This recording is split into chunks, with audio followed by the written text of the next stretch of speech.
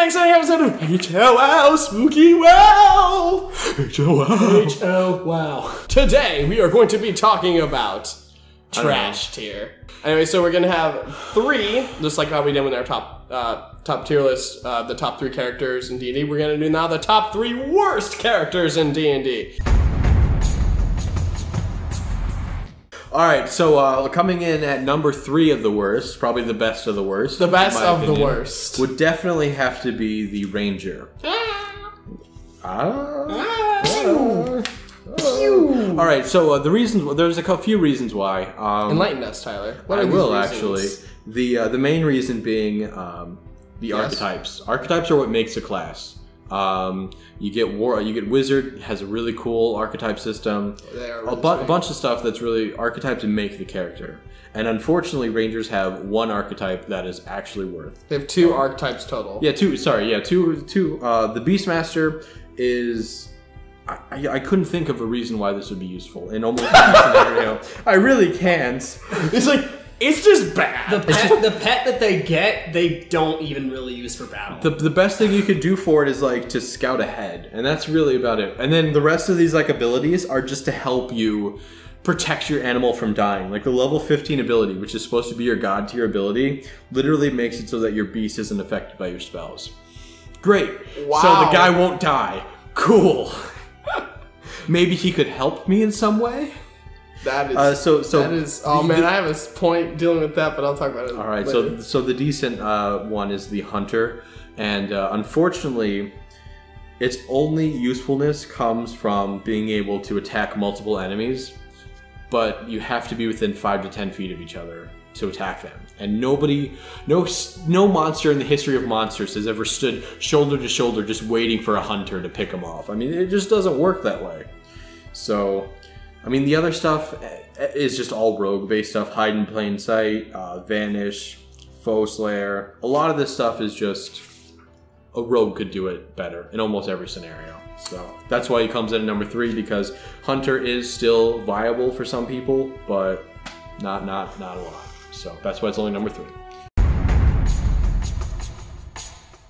Coming at number 2, we have the second best of the worst.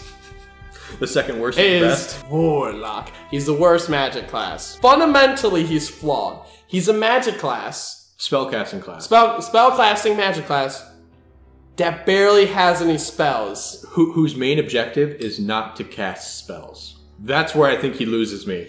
I mean, can you get worse than that? Can you like seriously? You can't cast. Well, you can cast spells, but you can only at max level. You can cast 1, 2, 3, 4. 8. You can cast 8 spells. Oh yeah, 8. 8 spells in total when you're max level. Then you have a wizard over here who's like throwing spells left and right. It just makes no sense. What does wizard get, like 20 spells? Yeah. 9 times 4-ish? Yeah. So it's like somewhere like 32 spells. Yeah. Yeah, so almost triple the amount. Granted, you do get your spell slots back every short rest. That is cool. That is cool. You get them back every short rest. So it's like, I guess, only like get 2 of those per day. So essentially your 8 goes up to 24, which is still less than wizard. Yeah. So, you basically have no spell slots, and the Warlock, I guess, he is, the only thing I can recommend that he's good is because he's good. Eldritch Blast! For days! He's like, Eldritch Blast, which is the best damaging cantrip in the game, and the thing is about Eldritch Blast is actually good is that if you like are a bard or whatever that can steal cantrips or whatever, Eldritch Blast is scaled on levels, not on class. So why would you even pick Warlock? You could just pick Bard and be like Eldritch Blast. Eldritch Blast? I mean, so they do have very specific abilities that go along with Eldritch Blast. Like invocations. But I'm looking at them, honestly. They're really bad. A lot of, I mean, there are a couple ones that get to add your charisma modifier. Yeah, that's the only good one. And then the rest of them are like, yeah, but how often are you out of 300 range? And even sometimes the DM doesn't care. Yeah, the DM doesn't care. He's like, no, you can't see him. I'm like, well, why do I have the range? Exactly. So, I mean, the only good thing I think, too, that he is, I mean, I guess next to Eldritch Blast, but that's kind of generic for everyone. The only good thing is he has a very linear playstyle. He's cast Eldritch Blast. I end my turn. Next round. Cast Eldritch Blast. I end my turn. Just basically, that's what he does. If you had haste on you, I think he'd be a little bit better. Because he could basically, what do you get, 4? attacks with Eldritch Blast? 4 shots of Eldritch Blast. It's actually just 1 attack. No. It comes out. You have to roll for attack. 4 I know, but it's just 1 attack. Yeah. So if you had haste on, you could theoretically get 8. That would be good. Which is 8d10. But you don't get haste. No, but somebody can cast haste. I guess. Like then you'd be okay. But like the thing is, but then you could just be like, yo, whatever. I could just have a wizard. We could just have a bard that gets haste. I would recommend. The only thing is that's really good that the Warlock gets is I would recommend newer players who don't really play spellcasting classes to play Warlock because simply the really only thing you really do is cast Eldritch Blast and occasionally a few spells and that's it. It's kind of a good transition. And the good part is that you get them every short rest. So if you think you've wasted a spell slot, you just almost immediately get it back. So it's a good introduction. I think you're right. I didn't think about that. And the one other thing is that later levels, he actually does 0 damage. And this is just like theoretical stuff, but there's a lot of monsters that when you have like single target spells, they just are flat out either immune or resistant to it. And your only damaging spell is single target. They're the worst of all the spellcasting classes, so. By far. By far. By far. Coming in at number 1, the worst class in the game is the Fighter.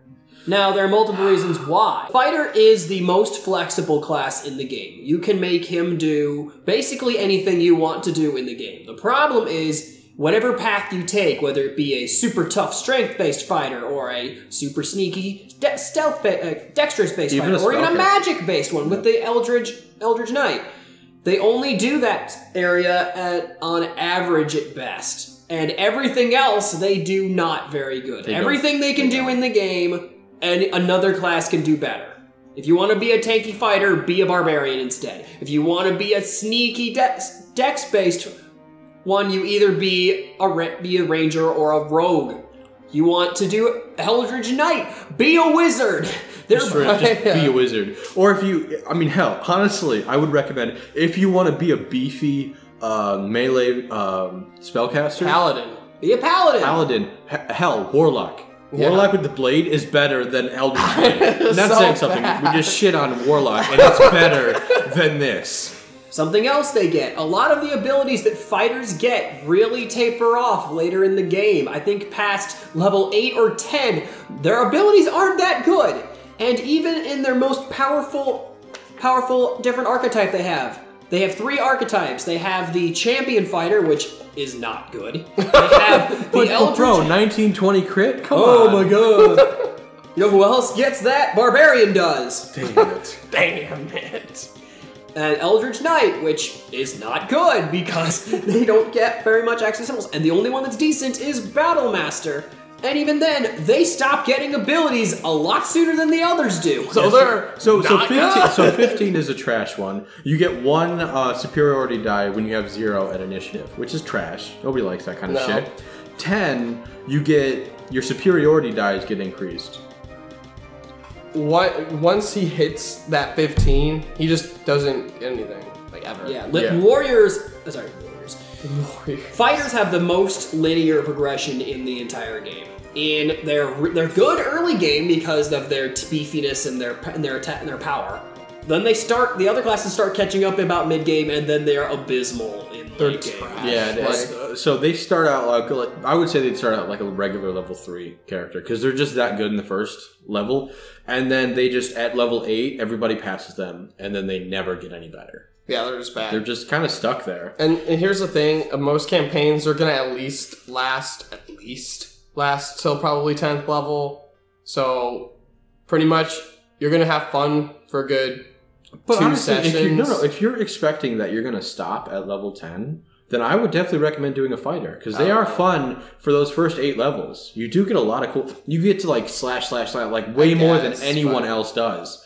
But after that 8th level mark, if you plan on making it to 15th level and above, don't do a fighter. Quick overview. Third worst class in the game is the Ranger. Ranger. I almost said a rogue. Is awesome. The rogue's actually really good. The Ranger. My bad. And then the second worst is Warlock. And the worst class in the game is the Fighter. So if you guys disagree with any points, or if you think someone else, I do have to say this about the Fighter though: it is the best introductory class in the game. If someone is getting into D&D for the first time, doesn't really know what they're doing, a really good class for them to play is the fighter. It's very simple. Yeah. It's very just beat 'em up slashy. Just a great way to get a player into a game. Even ranged, they're good introduction. And they can do anything in the game. Everyone can just get a taste of the kind of stuff that they like from the game just from being a fighter, and then you can start going into other classes who do that stuff a little better, but a little more complicated. You know, I actually just mentioned that too. Like the best spellcasting class when you go in the very beginning is Warlock. Isn't that kind of surprising that the best like noob? But that's why. That's why they're bad. It's because they're noob friendly. They're so simple, you know, and they have such a linear playstyle that that's why it makes them bad, because they're linear. But as Tyler was saying, if you guys disagree with us, go ahead and leave a comment down in the video and tell us what you guys think might be the worst classes. If you guys convince us enough about somebody else's worst, maybe we'll make another video. Hashtag patch. Hashtag patches video. I hope you guys enjoyed the video. Make sure to like, comment, and subscribe to HLwow for more awesome content. All right, see you guys later. See you later, guys.